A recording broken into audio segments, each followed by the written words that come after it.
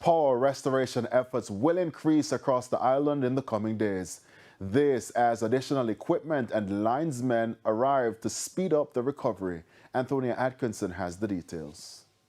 Additional equipment and linesmen arrived in Jamaica this morning to accelerate electricity restoration in areas currently without service. Approximately 300 linesmen arrived to support the recovery effort. Speaking at a ceremony to receive the fresh resources, Prime Minister Dr. Andrew Holness assured residents that most communities currently without power should see significant improvement within the coming weeks. We have started at the cabinet level with the JPS. The costs have come in.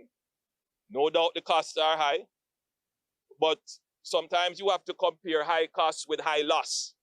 What is it that we lose by not having resilience in the grid?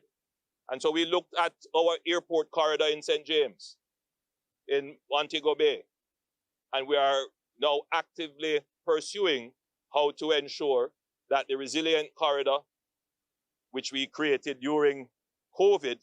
In the meantime, Transport Minister Darrell Vaz says approximately 70,000 JPS customers remain without electricity, but says the government is working closely with the Jamaica Public Service to rectify the issue. We provided a loan of $150 million, which has made this possible.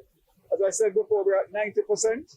We have about 70,000 customers that are still not restored, and those customers are going to be the hardest, because you have to do almost 10 times the work to get those customers on than the 90% that we had before. The arrival of the additional crews brings the total number of overseas linesmen now on the island to 470 as efforts continue to restore electricity to affected communities. Antonia Atkinson, TVJ News.